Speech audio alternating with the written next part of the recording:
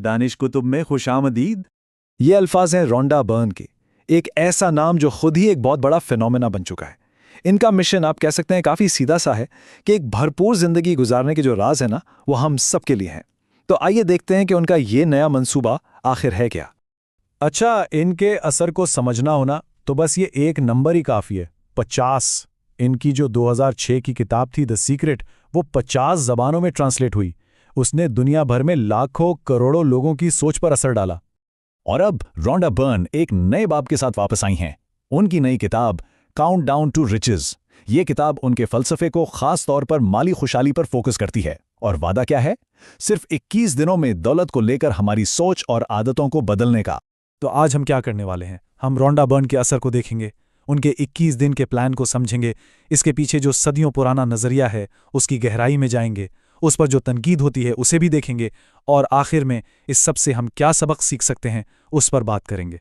चलें तो शुरू करते हैं पहले हिस्से से, एक रुझान की दोबारा पैदाइश। ये समझना बहुत ज़रूरी है कि बर्न की ये जो नई किताब है ना, ये अचानक नहीं आई, बल्कि ये एक दहाई से ज़्यादा के असर और रसूख की बुनियाद पर खड़ी है।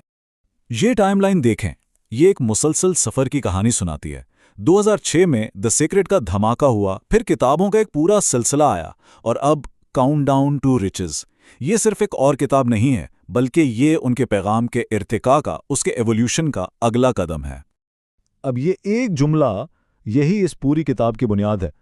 बर्न का कहना है कि माली मुश्किलात की वजह हमारे हालात नहीं होते, नौकरी या मईशत नहीं, बल्कि इसकी जड़ हमारी अपनी सोच, हमारे अपने अकायद में होती है। ये एक बहुत बड़ा दावा है और इसी पर आगे सारी मशकें मबनी हैं। अच्छा, तो ये फलसफा अमली तौर पर काम कैसे करता है? चलें देखते हैं। दूसरा हिस्सा, 21 दिन का दौलत का मंसूबा। ये वो जगह है जहां नजरिया यानी थ्योरी अब अमली हिकमत अमली यानी स्ट्रैटेजी में बदल जाएगी। लेकिन सवाल यह है कि 21 दिन ही क्यों? वजह यह है कि रिसर्च बताती है कि कोई भी नई आदत बनाने में तकरीबन इतना ही वक्त लगता है। यहाँ मकसद सिर्फ मुस्बत सोचना नहीं है, बल्कि अपने लाशऊर को यानी सबकॉन्शियस माइंड को रीप्रोग्राम करना है। मतलब जहन का वो हिस्सा जो बैकग्राउंड में चलता है और हमारे फैसलों और गहरे अकायद को कंट्रोल करता है। पहले दिन की मशक है क्लियर होने के बारे में। इसके पीछे की साइकोलॉजी ये है कि जब तक हमें साफ साफ पता ना हो कि हमें चाहिए क्या, हमारा दिमाग उस पर फोकस ही नहीं कर सकता। तो ये लिस्ट बनाना एक तरह से खुद को इजाज़त देना है कि भाई जो दिल में है उसे लिखो। और सबसे अहम कदम, अच्छा महसूस करना। ये हमारे दिमाग को ट्रेन करता है कि वो हमारी ख्वाहिशात के साथ मुस्बत जज्बात को जोड़े। दूसरे दिन की मशक एक बहुत ही पावरफुल मेंटल शिफ्ट है। देखें, आमतौर पर जब हम पैसा खर्च करते हैं तो एक कमी का, एक दर्द का एहसास होता है। ये मशक उसी एहसास को वसूली की खुशी में बदलने के लिए बनाई गई है। ये एक तरह से रीफ्रेमिंग टेक्निक है जो खर्च करने के अमल से जुड़े मनफी एहसास को तोड़कर उसे फरावानी यानी अबंडेंस के एहसास से बदल देती है। फिर आता है 10वां दिन, और यहाँ एक बुनियादी उसूल सामने आता है, बूमरैंग असर। यानी कायनात एक आईने की तरह है। जो भी तवन्नाई, चाहे वो सोच हो, जज्बात हो या अमल, आप दुनिया को देते हैं, वही आपकी तरफ कई गुना होकर वापस आती है। तो इसका मतलब क्या हुआ? इसका मतलब ये हुआ कि सखावत और फरावानी का एहसास पैदा करना ही मजीद फरावानी को अपनी तरफ खींचने की चाबी है। और इस उसूल को साबित करने के लिए रोंडा बर्न अपनी ज़ाती कहानी सुनाती हैं।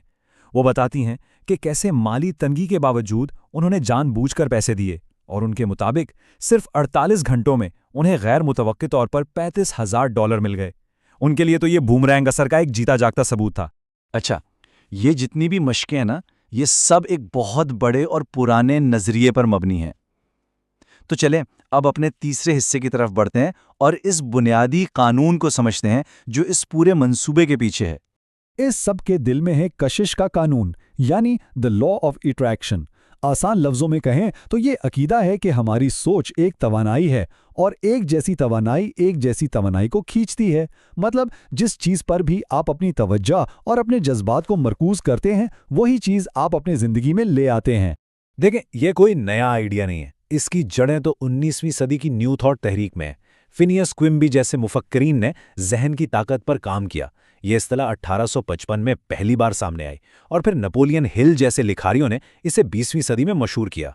रॉन्डा बर्न ने बस इसी सदियों पुराने नजरिए को 21वीं सदी के लिए एक नए अंदाज में पेश किया है। और वक्त के साथ साथ ना इस नजरिए की जुबान भी बदलती रही है। कशिश का कानून तो है बुनियादी उसूल, मैनिफेस्टेशन इसे लागू करने का एक जदीद तरीका बन गया।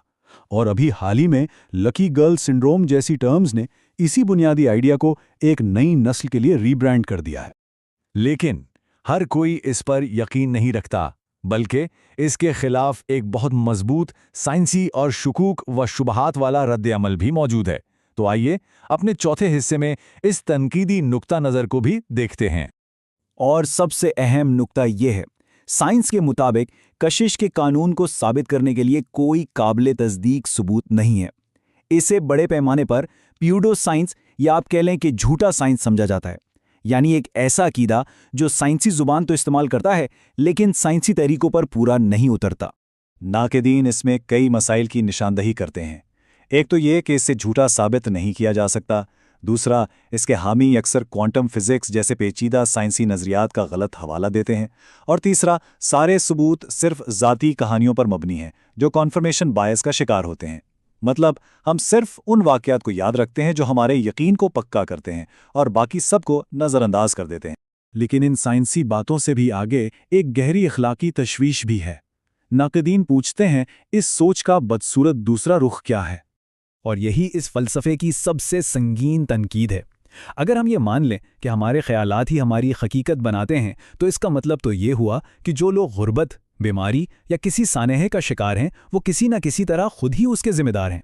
ये एक विक्टिम ब्लेमिंग यानी मुतासरीन को ही कसूरवार ठहराने वाली जहनीत को जन्म देता है, जहां असल मसाइल को नज़रअंदाज करके सारा इल्ज़ाम फ़र्द की मनफी सोच पर डाल दिया जाता है। तो अब हमारे पास दो बिल्कुल मुख्तलिफ तस्वीरें हैं। एक तरफ लाखों लोगों के लिए एक उम्मीद भरा फ़लसफ़ा और दूसरी तरफ एक गैर साइंसी और मुमकिना तौर पर नुकसानदेह अकीदा। तो आइए अपने आखिरी हिस्से में इन दोनों को मिलाकर एक नतीजा निकालने की कोशिश करते हैं। तो आखिर में बात इस बुनियादी सवाल पर आ जाती है, क्या यह ज़हनियत को बेहतर बनाने का एक मुफीद टूल है या फिर यह हकीकत से दूर सिर्फ एक जादुई सोच है? सच्चाई शायद इन दोनों के कहीं दरमियान में है।